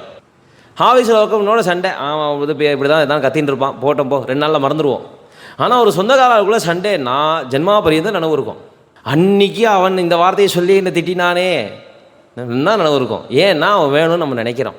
அப்போது நம்ம வரலேன்னு ஒரு தெய்வம் ஒன்று வருத்தப்படுறதுன்னு சொன்னால் நம்ம வேணும்னு அந்த தெய்வம் நினைக்கிறது, நம்ம நன்னாருங்களும் அந்த தெய்வம் நினைக்கிறது. அதனால் அது ஒன்றும் பண்ணாது. அது வருத்தப்படுறதுனால அடுத்தவன் வருத்தப்படும்படியாக ஒரு காரியம் செஞ்சோன்னு சொன்னால் அந்த வருத்தத்துக்கான பலன் நமக்கு வரும் இல்லையா? அதே மாதிரி தான் குலதெய்வம் நம்மளை பார்க்கணுன்னு ஆசைப்படும் போது நம்ம முன்னாடி போய் நிற்காதனால தெய்வத்துக்கு கொஞ்சம் வருத்தம் ஏற்படுறது. அதனால கொஞ்சம் அப்படி நம்ம கஷ்டப்படுற மாதிரி தெரியுது. குலதெய்வத்தை பார்த்துட்டா எல்லாம் சரியாக போயிடுது. அப்போது தெய்வம் நம்ம தீர்மானம் பண்ண முடியாது. நான் எனக்கு பிடிச்சிருக்கு சுவாமி, இந்த தெய்வத்தை நான் தீர்மானம் பண்ணிக்கிறேன். நீ எந்த குலத்தில் பிறந்தியோ அந்த குலத்துக்கு தெய்வம் இருக்குது ஏற்கனவே. இஷ்ட தெய்வம் தாராளமாக வச்சுக்கோ, தப்பு கிடையாது. தாராளமாக இஷ்ட தெய்வம் வச்சுக்கலாம். ஆனால் இஷ்ட தெய்வத்தில் என்ன ஒரு பெரிய விஷயம்னா, நீ இஷ்டப்பட்டதுனால அது இஷ்ட தெய்வம் இல்லை, அந்த தெய்வம் உன்னை இஷ்டப்பட்டதுனால அது இஷ்ட தெய்வம். எந்த சுவாமியை நமக்கா பிடிச்சிருக்குன்னு சொல்லி நான் இந்த சுவாமியை பக்தி பண்ண போகிறேன், வராது பக்தி. அப்படிலாம் பக்தி வராது. எத்தனையோ பேர் இன்றைக்கும் உட்காந்து யோகா கிளாஸ்ன்னு உட்காந்து மன்னாரா. ஆசனம் பண்ணுறவா ஓகே, ஓரளவு தப்பிச்சா. யோகா தெரிஞ்சுட்டு ஆசனம் பண்ணுறவாலாம் தப்பிச்சா. நல்லபடியாக பண்ணலாம், லோகத்துக்கு க்ஷேமம், உடம்புக்கு க்ஷேமம், ஆரோக்கியமாக இருந்தால் நிறையா வேலை செய்யலாம், நல்லது. ஆனால் இந்த அமைதிக்காக, மனசு நிம்மதிக்காகன்னு சொல்லிட்டு சில ட்ரைனிங் கோர்ஸ்லாம் வைக்கிறா. அங்கே போயிட்டு என்னடான்னா, என்ன பண்ணுவேன்னா, ஒரு காமெடி சிரிச்சுட்டு வருவோம். காமெடி சிரிப்பேலா? எதுக்கு சிரிப்பேல்? இல்லை சும்மா சிரிக்க ஆரம்பிப்போம், காமெடி சிரிச்சுட்டு வருவோங்கிறா. ஏன் நீ சிரிக்கணுங்கிறத இன்னொருத்த சொல்லி உனக்கு தெரியணுமா? சிரிச்சா உடம்புக்கு நல்லது, மனசில் சந்தோஷமாக இருக்கும், கவலைகள்லாம் போகும். இதை சொல்கிறதுக்கு ஒருத்தன் தேவைப்படுறது. இப்போ எல்லாத்தையும் மறந்துட்டோம். இயல்பாக நடக்கக்கூடிய எல்லா விஷயத்தையும் மறந்தாச்சு. கடிகாரத்தில் அலாரத்தை வச்சுட்டு காலம்பரை கடிகாரத்தில் அலாரம் அடிக்கிறதுக்கு முன்னாடி எழுந்துட்டு நம்ம ஆஃப் பண்ணுவோம். ஆனால் இப்போ பழக்கம் என்ன ஆகி போச்சு, அடித்தாதான் எழுந்துக்கிறோம். அடித்ததுக்கு அப்புறமும் அதில் ஸ்னூஸ்னு ஒரு ஆப்ஷன் கொடுத்துருக்கான். அதில் 5 நிமிஷமோ 10 நிமிஷமோ செட் பண்ணிட்டோன்னா அது கரெக்டாக அந்த நிமிஷம் கழிச்சு திருப்பி அடிக்கும். நம்மளை எவ்வளோ தூரம் கொண்டு வந்திருக்கா பாருங்க சொல்கிறேன். அதை தட்டி விட்டோன்னா, ஸ்னூஸ் தட்டி விட்டோன்னா இன்னொரு 5 நிமிஷம், இன்னொரு 5 நிமிஷம். அப்போ என்ன ஆகி போச்சு, இந்த உடம்பு சோர்ந்து போச்சு. ஏப்பாயா இவனை எழுப்பி விட்டு நமக்கு தேவையில்லாத வேலைன்னு அது எழுப்புகிற சக்தியே கம்மியாகிட்டு வருதுங்கிறா. காலம்பரை ஆச்சுன்னு சொன்னால் எழுந்துக்கக்கூடிய தன்மைன்னு இந்த சரீரத்துக்கு ஒன்று இருக்குது இல்லையா, அதுவே கம்மியாகிட்டு வருதுன்னு ரிசர்ச்சில் கண்டுபிடிச்சிருக்கா இந்த அலாரம் வந்ததுனால.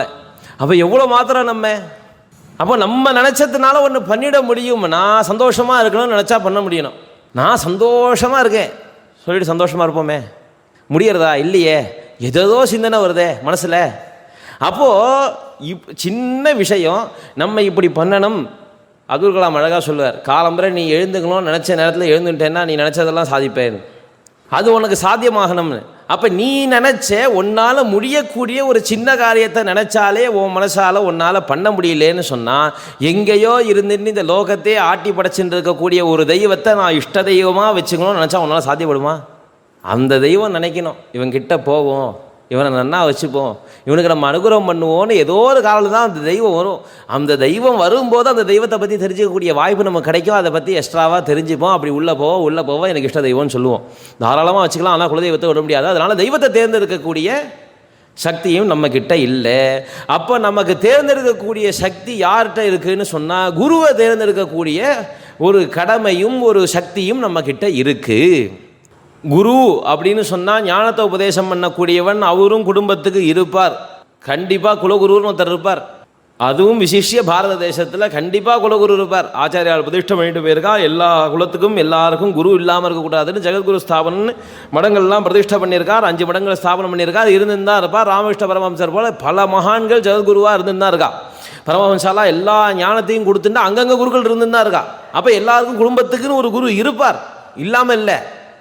ஆனால் உனக்கு அன்றா மாதிரி நீ கிட்ட போய் உனக்கு சந்தேகம் வரக்கூடிய நேரத்தில் நான் போய் கேட்குறதுக்கு யார் அக்சஸ் பண்ணுற மாதிரி கிட்டக்க இருக்காலோ அந்த குருவை தேர்ந்தெடுக்கும் போது நம்ம யோசனை பண்ணோம், இவரை குருவாக வச்சுக்கலாமா, சரியான வழியை காட்டுவாரா, நமக்கு சரியான வழியை காட்டி நம்ம நல்லபடியாக இருக்கணுங்கிற எண்ணம் அவருக்கு இருக்கா. ஏன்னா சத்குருங்கிற வார்த்தை இப்போ சொல்ல வேண்டியதாக போச்சு. குரு ஒருத்தர், சத்குரு ஒருத்தர்னு. ஏன்பா குருன்னா நல்லவார் தானப்பா, அதில் என்னப்பா சத்குரு சொல்ல வேண்டிய கட்டாயத்துக்கு தள்ளப்பட்டுட்டோம். அப்போ சத்குருவும் ஒருத்தர் தேவைப்படுறார். அப்போது தேர்ந்தெடுக்கும் போது 2 விஷயத்தை நம்ம தேர்ந்தெடுக்க வேண்டிய கட்டாயத்தில் இருக்கோம். ஒன்று, ஜனநாயக மூலியமாக நம்ம கையிலேயே கொடுத்து வச்சுருக்கா நம்மளுடைய தலைவனை தேர்ந்தெடுக்கிறது. நம்மளை யார் வழிநடத்த போகிறா அப்படிங்கிறத நம்ம தேர்ந்தெடுக்கக்கூடிய விஷயத்தை நம்ம கையில் கொடுத்து வச்சுருக்கா. அதே மாதிரி நம்ம யார்கிட்ட கற்றுக்க போகிறோம் வித்தையே அப்படிங்கக்கூடியதான அந்த குருவை செலக்ட் பண்ணக்கூடிய சக்தியும் நம்மள்கிட்ட இருக்குது. அப்போ இந்த 2த்தையும் நாம் தான் தெளிவாக ஆராய்ஞ்சு நமக்கு யார் நல்லது சொல்லுவா, நம்மளுடைய சொத்தாக இருக்கக்கூடிய நம்மளுடைய சனாதன தர்மத்தை யார் காப்பாற்றுவா, யார் அந்த தர்மத்தை நமக்கு சொல்லி தருவா, அந்த தர்மத்தை நம்ம ஏதாவது தப்பாக பண்ணோன்னு சொன்னால் யார் திருத்தி தருவா, யார் நன்னா இருக்கணும்னு நினைப்பா, யார் சத்குருன்னு சொன்னேனே அந்த மாதிரி குரு அப்படின்னு மட்டும் இருந்துவிட்டாக்க யார் நம்மள்கிட்ட இருக்கக்கூடிய பணத்தெல்லாம் பிடிங்கிறதுக்கும் இருக்கா இன்னைக்கால். அப்படி இல்லாமல் இவனுக்கு நம்ம என்ன பண்ணலாம்னு நினைக்கக்கூடிய குரு யார் இருக்கா? தலைவர்களும் குருவையும் தேர்ந்தெடுக்கக்கூடிய கட்டாயம் இன்னைக்கு எல்லாருக்கும் இருக்குது. தெரியாமல் நிறையா பேர் நிறையா இடத்துல மாட்டிக்கிறான். இந்த 2 விஷயத்தில் மாட்டின்ட்டு ஜென்மா பரியந்தம் வெளில விட முடியாமல் இருக்கா. அதுதான் ரொம்ப சிரமமாக இருக்குது. ஏதோ போயிட்டா கொஞ்ச நாள் இருந்தால் சரி, கொஞ்ச நாள் கழிச்சா தெரிஞ்சு போச்சு, தப்புன்னு தெரிஞ்சு போச்சு, வெளில வந்துடலான்னு இல்லாமல் இந்த 2 விஷயத்தில் போய் மாட்டின்ட்டா பல வருஷம் நம்ம சிரமப்பட வேண்டியதாக இருக்குது. அப்போது இந்த 2 விஷயத்தை நம்ம தேர்ந்தெடுக்கிறதுக்கு முன்னாடி 1 தடவைக்கு 4 தடவை இல்லை, 10 தடவை இல்லை, 100 தடவை கண்டிப்பாக யோசனை பண்ணணும். அதை பற்றி பேசணும். யாரை குருவாக வச்சுக்கலாம், யாரை தலைவனாக வச்சுக்கலாம், யாரெல்லாம் நமக்கு நல்லது நினைப்பாலோ அத்தனை பேர்கிட்டையும் இதை பற்றி தாராளமாக பேசலாம், தப்பு கிடையாது. அப்போ அதை பற்றி பேசணும், அதை தேர்ந்தெடுக்கணும். அப்போது இவர் இத்தனை நாளையா சுவாமி சுவாமி சுவாமி சொல்லிதே திடீர்னு தலைவன்னு சொல்லிட்டீங்கடா அப்படின்னா, சுவாமி தான்ப்பா, நாராயணன் தான். ஆனால் அவன் பிறந்தான்னு சொன்னேன் இல்லையா, அவன் எதுக்கு பிறந்தான் தெரியுமா உனக்கு? எப்படி வாழணும்னு வாழ்ந்து காட்ட பிறந்தான். ஆச்சரணம் பண்ணி காட்டுறது, உபதேசம் பண்ணுறதுக்கு இல்லை. இப்படி தான் இருக்கணும், அது நாராயணனே பண்ணிட்டான். வேதம் சுவாமியினுடைய ஆக்ஞை, ஆகவம் பரமேஸ்வரனுடைய ஆக்ஞை, அது சுவாமியே பண்ணியாச்சு. அதுக்கு அவர் கீழே வரணுன்ற அவசியமே கிடையாது. எதுக்கு கீழே வந்தான்னு சொன்னால் நம்மெல்லாம் சொல்லுவோம், மனுஷனாக இருந்தால் உனக்கு தெரிஞ்சிருக்கும் இந்த கஷ்டம்லாம், நீ சுவாமி உனக்கு எல்லா சக்தியும் இருக்குது, என்ன வேணால் சொல்லுவேன், நீ எல்லாத்தையும் பண்ண முடியுமா? அதுக்காக என்ன பண்ணால் மனுஷனாக இருந்தாலும் வாழலாம்னு காட்ட வந்தான். அத்தியாத்ம ராமாயணம் ஆரம்பிக்கும் போது பார்வதி தேவி கேட்குறா பரமேஸ்வரங்கிட்ட, ராமனை பரமேஸ்வரன் நீங்கள் தலைவன்னு ஒரு பரபிரம்ம வஸ்துன்னு சொல்கிறீங்களே, ராமன் கஷ்டப்பட்டாங்கிறீங்களே, எனக்கு என்னவோ சந்தேகமாக இருக்கு, எனக்கு அது புரியல, எனக்கு புரிஞ்சுக்கிறதுக்காக நான் அவங்கள்ட்ட கேட்குறேன்னு சொன்னபோது பரமேஸ்வரன் சொல்கிறார், அம்மா பொத்தி பொத்தி வச்சுருந்த ரகசியம் புரிஞ்சுக்கிறவன்ட்ட மட்டும்தான் சொல்லணும். ராமன் வாழ்ந்து காட்ட பிறந்தவன். அப்போது வாழ்ந்து காட்டும்போது அவனுக்கு நல்ல நேரம், அவனுக்கு கஷ்டமே வரல, அதனால் அவனால் அது சாத்தியமாச்சு. இவ்வளோ கஷ்டப்படுறேன், என்னால் இங்கே சாத்தியப்படும்னு ஒரு மனுஷன் சொல்லிட்டான்னா என்ன பண்ணுறதுங்கிறதுக்காக வேண்டி வாழ்ந்து காட்ட வந்தவன். கஷ்டப்பட்டாலும் தர்மம் மாறாது இருக்க முடியும், தாழ்ந்த நிலையிலும் தர்மம் மாறாது. அப்படி வாழக்கூடிய தன்மையானது சாத்தியங்கிறத காட்டுறதுக்காக வந்தவன். அப்போ எவன் ஒருத்தன் தான் வாழ்ந்து காட்டுறானோ அவன்தான் குரு, அவன்தான் தலைவன். ஆச்சினோதி சாஸ்திராணி ஆச்சாரே ஸ்தாபயத்யபி ஸ்வயம் ஆச்சரதே யஸ்மாத் தஸ்மாத் ஆச்சாரிய உச்சதேன்னார். ஆச்சாரியன்னா யார் அப்படின்னு சொன்னால், யார் ஆச்சாரத்தில் இருக்க வைக்கிறானோ, அதை பழக்கப்படுத்துறது மட்டும் இல்லை, கடைசி வரைக்கும் இந்த ஆச்சாரத்தில் அவனுக்கு நம்பிக்கை போகாமல் தர்மத்திலேயே அவன் கடைப்பிடிச்சுட்டு இருக்கிற மாதிரி எவன் ஒருத்தன் நம்பிக்கையை ஊட்டுறானோ, அதை சொல்கிறது அடுத்தவனுக்கு உபதேசம் மட்டும் இல்லாமல் எவன் ஒருத்தன் தானே பண்ணுறானோ அவனுக்கு ஆச்சாரியன்னு பேர். அப்போ தலைவனும் அப்படி இருக்கணும். நீ நேர்மையாரு, நீ நேர்மையாரு, நீ நேர்மையாருன்னு சொல்கிறவன் மட்டும் இல்லாமல் நேர்மையாக இருந்தால் நிச்சயமாக காப்பாற்றுவேன்னு மட்டும் சொல்லாமல் தானும் நேர்மையாக இருக்கணும். அப்போது தலைவனும் குருவும் நம்ம தேர்ந்தெடுக்கும் போது 1 தடவைக்கு 100 தடவை யோஜனை பண்ணோம். அதனால இவர் என்ன சொல்கிறார், நான் சுவாமின்னு தான் சொன்னேன், வாஸ்தவம் தான். ஆனால் அந்த சுவாமி என்ன பண்ணா, ஒரு குரு எப்படி இருக்கணுமோ, ஒரு தலைவன் எப்படி இருக்கணுமோ அந்த மாதிரி என்ன மாதிரியே பிறந்து வாழ்ந்து காட்டி கஷ்டப்பட்டு எனக்காக வாழ்ந்து காட்டினான் இல்லையா, அதனால நான் அவனை சொல்கிறேன் தலைவன். அப்பேற்பட்ட அந்த தலைவனுக்கு தான் நாங்கள் எப்போதும் நமஸ்காரம் பண்ணிட்டு இருக்கோம். அவர் தான் எங்களுக்கு சரண், வேறு எதுவும் சரணம் கிடையாது. பாரத தேசம்னு சொல்லிட்டு இருக்கக்கூடியதான இப்பேற்பட்ட ஒரு புண்ணிய பூமியில் கிடைக்க வேண்டிய ஒரு பெரிய சொத்து ராமநாமா. ஜெய் ஸ்ரீராம்னு சொன்னால் சந்தோஷம் வரணும், நமக்கெல்லாம் புலகாங்கிதம் ஏற்படணும், நம்ம வாழ்க்கையில் நமக்கு கிடைச்ச பெரிய பாக்கியங்கிறது நமக்கு தோணணும். அதை தோண வைக்கணும். அட்லீஸ்ட் ஜெய் ஸ்ரீராம் சொல்லாதேன்னு சொல்கிற வாழ்க்கையான சங்கம் இல்லாமல் இருக்கணும். அப்படி யாரெல்லாம் சொல்கிறாலோ அவளுக்கும் புரிய வச்சு, இல்லைப்பா இது நல்லது, உனக்கும் இது நல்லது பண்ணும், நான் சொல்லக்கூடிய ஜெய் ஸ்ரீராம் உனக்கும் நல்லது பண்ணுன்னு புரிய வைக்கணும். அதனால தலைவன் அப்பேற்பட்ட தலைவனுப்பா. எனக்கு இதெல்லாம் வாஸ்தவம் தான், கேட்க நன்னா இருக்கு. ஆனால் சொல்கிற ஆள் சரியில்லையே. ஏன்னாண்ணா அவெல்லாம் மேலே இருக்கா, வர்ணாசிரமத்தை கடைப்பிடிக்கக்கூடியவா.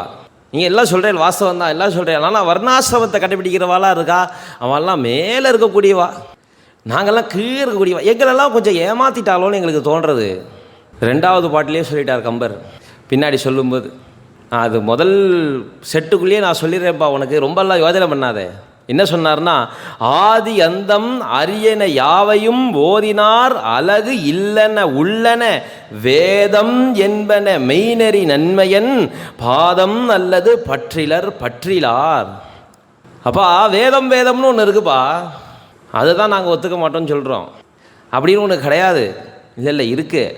யார் சொன்னால்? நம்ம ஊரில் வாழ்ந்த நம்ம கம்பர் சொன்னார். நமக்கு தாத்தாவாக இருந்த கம்பர் சொல்லியிருக்கார். வேதம்னு ஒன்று இருக்குப்பா, அது அவருக்கும் தெரிஞ்சிருக்கு.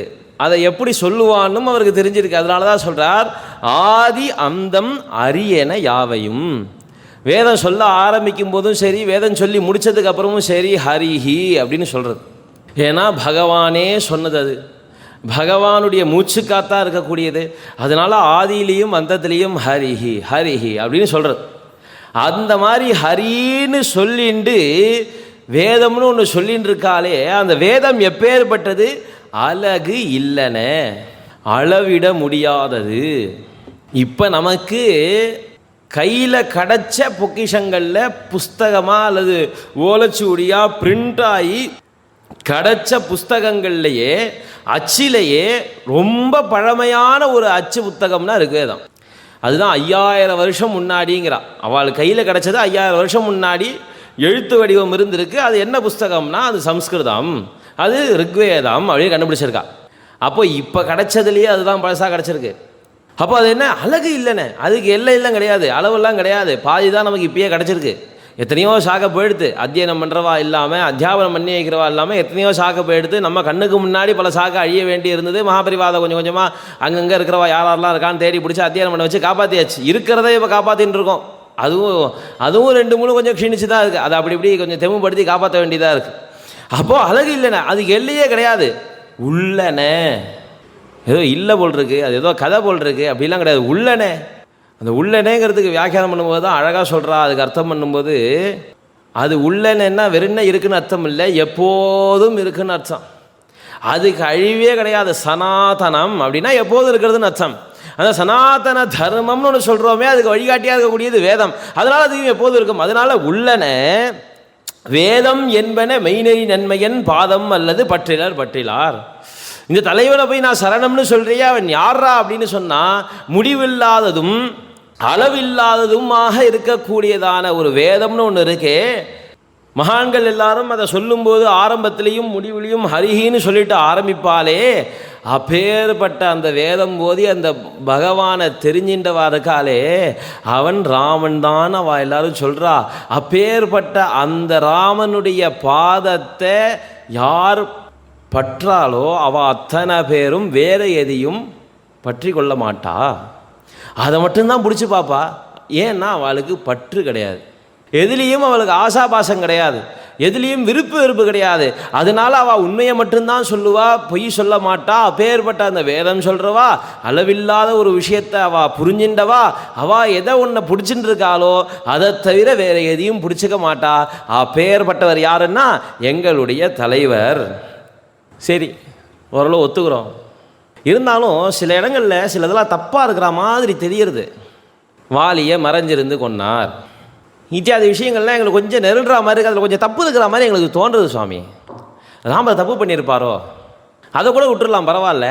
ஆனால் இந்த கம்பராமாயணம் ஒன்று சொல்கிறேன் பார்த்தீங்களா, அதில் கொஞ்சம் இலக்கண பிழை இருக்கிற மாதிரி எங்களுக்கு தோன்றுறது. அதை கொஞ்சம் சரி பண்ணால் தேவலாம். நீ விஷயத்தை ஒத்துக்கிறதெல்லாம் விஷயம் இல்லை, எனக்கு அது தமிழாக பார்க்குறது. கம்பராமாயணத்தை தமிழாக எப்படி பார்க்குறது? ஆமாம், அது தமிழ் தான், இல்லைன்னு சொல்ல. நாங்களும் தமிழாக தான் பார்க்குறோம். அதை தமிழ் இல்லாமல் எப்படி பார்க்குறோம்? எங்களுக்கு தாய்மொழி அது தமிழ் தான். இல்லை, அது தமிழாக பார்க்கணும். ராமனாக கம்பராமாயணம் பார்க்கக்கூடாதான், தமிழாக ராமனை பார்க்கணும். இதான ஒத்து போகிறதா பார்க்கணும். தமிழ் வேறு ராமன் வேறு நினைக்கிறதே தப்புங்கிறேனா? ரெண்டும் ஒன்று தான், ரெண்டுத்தையும் பிரிக்கவே முடியாது. அப்போது என்னென்னா அதில் கொஞ்சம் இலக்கண பிழையெல்லாம் இருக்கிற மாதிரி தெரியறதே. கண்டிப்பாக இல்லை, அது வேறு விஷயம்.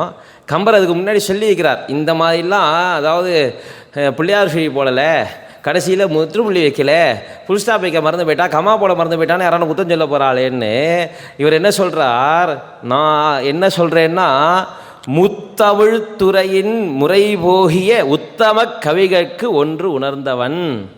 எனக்கு ரொம்ப தமிழ் தெரியும், நன்னா நான் தமிழ் படிச்சுட்டேன்னு சொல்லின்னு இருக்கிறவாளுக்கு நான் ஒன்று தெரியப்படுத்துகிறேன்னு ஆரம்பிக்கிறார் கம்பர். இப்பையும் அது பொருந்துறது. பித்தர் சொன்னவும் பேதையர் சொன்னவும் பத்தர் சொன்னவும் பண்ண பெறுபவோ. கம்பர் கொஞ்சம் கீழே இறங்கினா மாதிரி தெரியும் நமக்கு. அப்பா ஒருத்தனுக்கு பித்து பிடிச்சி போச்சுப்பா, அவன் ஒரு வார்த்தை சொல்கிறான், அந்த வார்த்தையை பிடிச்சி ஆராய்ஞ்சிட்டு இருப்பேல அது சரியா தப்பான்னு. அல்லது ஒரு பேதை ஒரு பொம்மநாட்டி ஒரு வார்த்தை சொல்கிறா, ஏதோ அவசரத்தில் திட்டுறா, அது கொஞ்சம் சீக்கிரமாக வார்த்தையை விட்டுறக்கூடியவா. அதனால் ஏன்னா யுதிஷ்டர் வேறு சபிச்சுட்டார், எந்த பொம்மநாட்டிகள்கிட்டையும் ரகசியம் தங்காமல் போக கடவுது. அவர் கோவம் வந்துடுத்து. கர்ணன் தன் புள்ளேன்னு சொல்லாமல் மறைச்சுட்டான்னு உடனே யுதிஷ்டருக்கு கோவம் வந்துடுத்து. கர்ணன் தன்னுடைய அண்ணான்னு தெரிஞ்சு இப்படி பாவம் பண்ண வச்சுட்டாலே நம்ம அம்மான்னு சொல்லி சபிச்சுட்டார். அதனால் வேறு அவளுக்கு நிறையா வார்த்தை வெளில வந்துடும். அதனால் பேதையர் சொன்னதும் அந்த மாதிரி ஒரு ஸ்திரீகள் ஏதோ சொன்னாங்க அப்படிங்கிற போது நீ அன்றைக்கி இப்படி சொன்னியே அதெல்லாம் கேட்டுருக்க முடியாது. அதே மாதிரி பக்தர் சொன்னதும், ஒரு பக்தன் இருக்கான், அவன் சொன்னதையும் போய் பண்ண பெறுபவோ, அதை போய் ஆராய்ஞ்சிட்டு அதில் சரி இருக்கா தப்பு இருக்கான்னு பார்க்கலாமான்னு கேட்டால் மாதிரி தெரியும். ஆனால் வாஸ்தவமாக உள்ளே பார்த்தா தான் தெரியும். பித்தர் அப்படின்னு பரமேஸ்வரனை தான் சொல்கிறார் அவர். பித்தா பிறைசூடின்னு எந்த ஒரு சுவாமியை பார்த்து சுந்தரமூர்த்தியை கூப்பிட்டாரோ, எந்த ஊரில் கூப்பிட்டாரோ அதே திருவெண்ணை நல்லூரில் இருந்தவர் கம்பர். அதனால் அவர் சொல்கிறார், பித்தர் சொன்னவும். பித்தர் சொன்ன எங்கள் ஊர் சாமி இருக்காருப்பா, அவர் சொன்னார். என்ன சொன்னார்? ராமநாமா சொல்லுன்னு எங்கள் அம்மாவுக்கு உபதேசம் பண்ணியிருக்கார் அவர், எங்கள் அப்பா. அந்த பித்தர் சொன்னார். அதை நீ ஆராய்வியா? அந்தளவுக்கு உனக்கு தெளிவு இருக்கா? அந்தளவுக்கு தமிழ் தெரியுமா? எந்த சுவாமிகிட்டேருந்து தமிழ் வந்ததோ, எந்த சுவாமியை உபாசிக்கிறதுக்காக தமிழ் ஏற்பட்டதோ, எந்த தமிழை வச்சுட்டு ஔவையார் பாட்டியும் அருணகிரிநாதரும் அகஸ்தியரும் விழுந்து விழுந்து 12 திருமுறை 4வரும் அத்தனை பேரும் படித்து பாடி புகழ்ந்து அப்படி அனுபவித்தாலோ அப்பேற்பட்ட பித்தர் ஒரு விஷயம் சொல்லியிருக்கார். என்ன சொல்லியிருக்கார்? ராமாயணம் நல்லது, ராமா சொல்லுன்னு சொல்லியிருக்கார். அதை ஆராய போறியா? பேதை சொன்னவும் பின்னாடி சொல்ல போகிறார். அதை படித்து இதை படித்தாதான் இந்த இடத்துல அவர் ஸ்திரீகளுக்கு என்ன முக்கியத்துவம் கொடுத்துருக்காருன்னு தெரியும். நம்ம ஒரு விஷயம் சொன்னோன்னு சொன்னால் அதை கொஞ்ச நாளில் நம்ம மாற்றின்றுவோம். புருஷால் அத்தனை பேருமே, ஆமாம் அன்றைக்கி சொன்னேன் வாஸ்தவம் தான், இன்றைக்கி சரிப்பட்டு வராது போல் இருக்கு, கொஞ்சம் வேணால் மாற்றி பார்ப்போமே அப்படின்னு கொஞ்சம் சீக்கிரத்தில் நம்ம முடிவு எடுத்துருவோம். ஆனால் ஸ்திரீகள் அப்படி கிடையவே கிடையாது. ஒரு வார்த்தை சொல்லிட்டா அப்படின்னு சொன்னால் நம்ம சொன்னாலும் மறக்க மாட்டா, அவள் சொன்னாலும் மறக்க மாட்டா. அது ஒரு விதத்தில் சிரமமாக இருந்தாலும் அதைத்தான் இவர் பெருமையாக சொல்கிறார். ஒரு பொம்மநாட்டி ஒரு விஷயம் சொன்னான்னா அது பொய்யா இருக்காது. சட்டம் அதனால தானே போட்டா. இன்றைக்கும் சட்டம் அப்படி தானே சொல்கிறது. ஒரு பொம்மநாட்டி போய் கேஸ் கொடுத்து இந்த விஷயத்தில் எனக்கு சந்தேகம் இருக்குது, இவனை மேலே ஆக்ஷன் எடுங்கோன்னு சொன்னால் முதல்ல சந்தேகப்படாமல் முதல்ல கேஸ் பதியணும், அதுக்கப்புறம் தான் விசாரணை. ஒரு ஆம்பளை சொன்னால் கொஞ்சம் நேரம் விசாரிப்பார், என்னப்பா நீ உண்மையாக தான் சொல்கிறியா, நீ பார்த்தாலே கொஞ்சம் ஒரு மாதிரி இருக்க, நீ முடியெல்லாம் ஒரு மாதிரி வச்சுன்னு இருக்க, நீ இன்னும் ஒழுங்காக தான் இருக்கியா, எங்கேருந்து வர என்ன ஏதுன்னு. ஆனால் பொம்மநாட்டி ஒரு கேஸ் கொடுக்குறதுன்னு வந்து விட்டாக்க கண்டிப்பாக அந்த கேஸை எடுத்துட்டுருணும். ஃபஸ்ட்டு அவளுக்கு சேஃப்டி கொடுக்கணும்னு சொல்கிறா இல்லையா. ஏன்? பொம்மநாட்டி பொய் சொல்ல மாட்டாங்கிறது பாரத தேசத்தினுடைய பெரிய நம்பிக்கை, அழிக்க முடியாத நம்பிக்கை. அதனால பேதை சொன்னவும். அப்படி யாரா சொன்னா? எங்கள் அப்பா சொல்லி கொடுத்தாருன்னு சொன்னேன் இல்லையா, எங்கள் அம்மா தான் சொன்னான். கத்துண்டு அப்படியே விட்டுறதில்ல. திருவள்ளுவர் சொல்லி கொடுத்துருக்கார், கற்க கசடர கற்பவை கற்றபின் நிற்க அதற்கு தக. நிற்கணும், கற்றுட்டு விட்டுறப்படாது. அப்படியே கற்றுக்கிறது எதுக்கு? அதில் சந்தேகம் இல்லாமல் கற்றுக்கணும். கற்றுட்டதுக்கப்புறம் என்ன கற்றுட்டோமோ அதுபடி நிற்கணும். அப்போ என்னாச்சு? பரமேஸ்வரன் சொன்னார், எங்கள் அம்மாவும் சொன்னான். நித்தியபடி பரமேஸ்வரன் மட்டும் ராமநாமா சொல்கிறதில்ல, ராமநாமா உபதேசம் எடுத்ததுனால எங்கள் அம்மாவும் சொல்லின்னு இருக்கா. பேதை சொன்னவும். அது மட்டும் இல்லை, கொஞ்ச நாளைக்கு முன்னாடி காப்பில் ஒன்று சொன்னோம் இல்லையா, இளங்கோவடிகள் ஆய்ச்சியர் குறவையில் சொன்னார்னு. அந்த ஆய்ச்சியரும் பெண்டிர். அதனால பேதை சொன்னவும்.